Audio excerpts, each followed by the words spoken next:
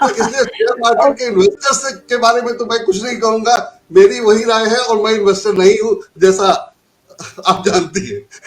जी बिल्कुल। अब मैं सुमित्रा जी के पास आऊंगी। सुमित्रा, आपका क्या मानना है जो इस तरीके का एक मार्केट में फ्री फॉल दिख रहा है, आज इसके लिए कौन जिम्मेदार है? आज क्या हम सरकार को इसमें कटघरे में नहीं खड़ा कर सकते कि आखिर सरकार के जो आर्थिक फंडामेंटल्स थे आज कहीं ना कहीं वो बिल्कुल बेनकाब हो रहे हैं कि आज एक रिपोर्ट के आने के बाद और इस तरीके से अगर मार्केट में गिरावट इस तरीके से आती है तो क्या कहेंगे? आज क्या सरकार से इसको लेकर सवाल नहीं पूछे जाने चाहिए? नमस्ते। मुझे लगता है कि मैं इस सवाल का डायरेक्ट जवाब देने के पहले एक रिपोर्ट के बारे में कहना चाहूंगी कि रिसेंटली अराउंड दिसंबर के आसपास एक रिपोर्ट आई थी जिसमें लिखा था कि 2 lakh crore wealth wiped off how fintech companies turn richest to rags in 2022। इसमें मैं डायरेक्टली कोई नाम नहीं लेना चाहूंगी, लेकिन कुछ फिनटेक और कुछ ई कॉमर्स कंपनीज के स्टॉक्स आए थे 2021 और 22 में, और इनको काफी हाइप किया गया था on the basis of market capitalisation, जो आजकल हम ये टर्म बहुत सुनते हैं। और कुछ हद तक आप अगर देखेंगे तो अडानी जी या रिलायंस या कोई भी आप बड़ी कंपनी जो देखते हैं जैसे अमेजॉन हो या माइक्रोसॉफ्ट हो, हर एक के विषय में ये कहा जाता है कि इसकी मार्केट कैपिटलाइजेशन इतनी है। अब जब फिनटेक कंपनीज के विषय में बात करते हैं या ये जो ई कॉमर्स की कंपनीज है, हम सब जानते हैं ब्यूटी प्रोडक्ट्स की भी कंपनी आई थी और उसके बाद इन लोगों के शेयर्स जो है मार्केट में आने के बाद ओवर सब्सक्राइब हुई, बहुत फ्रेंजी हाइप हुआ और उसके बाद इनके सारों के शेयर्स कुछ ही दिनों में अराउंड 6 या 8 महीने के अंदर एकदम नीचे आ गए हैं। तो ये जो घटना है ये मार्केट में होती रहती है। अब हम आते हैं अडानी के स्टॉक्स के बारे में, और अगर आप कंपेयर करते हैं कि अडानी या रिलायंस जैसी जो कंपनीज है जिसका हमेशा ऑपोजिशन जिक्र करती है कि अडानी अंबानी, तो मुझे लगता है एक तरीके से मैं इस बात पे आना चाहती हूँ कि इन दोनों जो कॉन्ग्लोमरेट्स है जो भारत के बड़े मार्केट कैपिटलाइजेशन वाले लोग माने जाते हैं, मुझे लगता है कि इनको काफी विक्टिमाइज भी किया जाता है। मैं ये क्यों कह रही हूँ, बिकॉज अगर आप अडानी के ये 7 या 8 कंपनीज जो हम बात कर रहे हैं उनका जिक्र करते हैं, जैसे Adani ports, Adani SEZ, Adani green energies, Adani electricity and Adani के और जो विल्मर, ये ऐसी कंपनीज है जो actually brick and motor companies है, ये ऐसे हवाई कंपनीज नहीं है। इसमें जरूर कोई काम हो रहा है, ये बहुत ही इंफ्रास्ट्रक्चरली इंपॉर्टेंट कंपनीज है, जैसे एयरपोर्ट्स है, अडानी के लॉजिस्टिक्स में वैगन्स चलते हैं, बहुत सारे ऐसे एसेट्स है उनके पास। ये एकदम ही ऐसा कोई आई वॉश नहीं है। दूसरी बात मैं ये कहना चाहती हूँ कि जो क्रेडिट स्विस की बात आई है आज या कल से, हम सुन रहे हैं कि क्रेडिट स्विस ने बोला है कि आप अडानी के जो बॉन्ड्स है उसको कोलैटरल करके नहीं यूज कर सकते।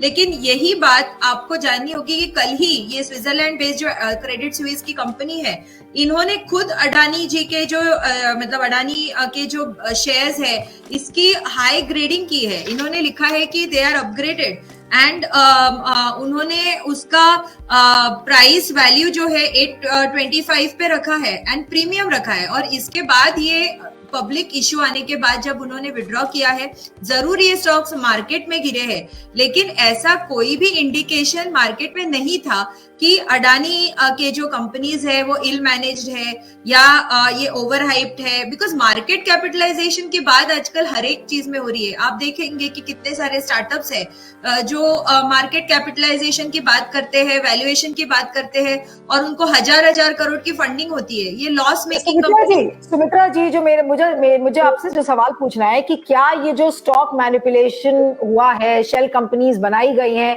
क्या आप इसे एक फ्रॉड के रूप में नहीं देखती कि एक बड़ा फ्रॉड है, एक बड़ा स्कैम है?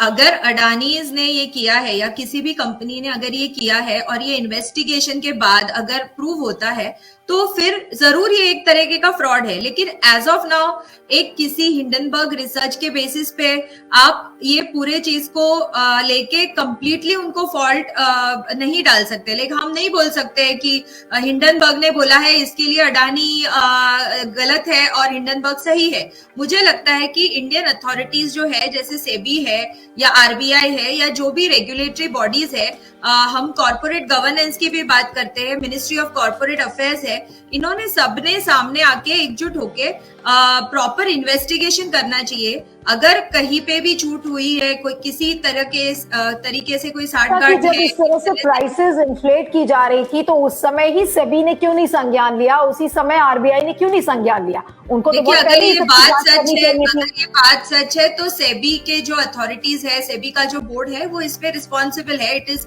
Matter of corporate governance. Ministry of corporate affairs ने फिर इंटरफियर करके ये चीजों का उनसे आंसर मांगना जरूरी है। इसमें इन्वेस्टिगेशंस होने जरूरी है, लेकिन ओनली एक रिपोर्ट आने के वजह से, क्योंकि कल तक तो मैं वही कह रही हूँ आपको कि कल तक तो क्रेडिट स्विस कल ही हुआ है कि उन्होंने उनके स्टॉक्स को अपग्रेड किया है। तो अगर जैसे अडानी के earnings before interest and tax and depreciation की अगर आप बात करते हैं तो इट इज अ हेल्दी, मतलब ऐसा कुछ भी नहीं है कि it is making a loss या इनके फिगर्स प्रॉपर नहीं है। तो अगर ये ऑडिटर्स ने गलत किया है, बिकॉज हम देखते हैं कि ये मैटर कॉर्पोरेट गवर्नेंस का है, अगर हम देखते हैं कि ये कॉर्पोरेट गवर्नेंस ठीक से नहीं हुआ है तो क्या कर रहे थे इंडिपेंडेंट डायरेक्टर्स? गवर्नमेंट ने ये क्वेश्चन उनको पूछना चाहिए। अगर कॉर्पोरेट गवर्नेंस में ऑडिटर्स की गलती है तो ऑडिटर्स को पकड़ा जाना चाहिए। हमने पहले भी देखे हैं कि पूरे वर्ल्ड में ऐसे केसेस आए हैं, जैसे वोल्क्सवैगन का केस आया है, एनरॉन के केस आया है। ये बहुत बड़े कॉर्पोरेट फ्रॉड्स हुए हैं और इसमें एक प्रॉपर इन्वेस्टिगेशन की जरूरत है। और इन इन्वेस्टिगेशंस के बाद पता चला है कि कॉर्पोरेट गवर्नेंस में कहीं ना कहीं छूट है। अगर ये चीज सही है और इसके साथ में कोई आउटसाइड अथॉरिटीज इन्वॉल्व है तो इसकी डिटेल इन्वेस्टिगेशन होनी जरूरी है। रिस्पॉन्सिबल कौन होगा? अगर ये कॉर्पोरेट मिस गवर्नेंस का केस है तो क्या आज कॉर्पोरेट अफेयर से या फिर मोदी सरकार से इसको लेकर हमें सवाल नहीं करने चाहिए कि आखिर ये इतना बड़ा मिस गवर्नेंस कैसे हो गया? Company Modi government own company तो नहीं है। अगर इतने ये company is ministry of corporate affairs एक लॉ मेकिंग बॉडी है।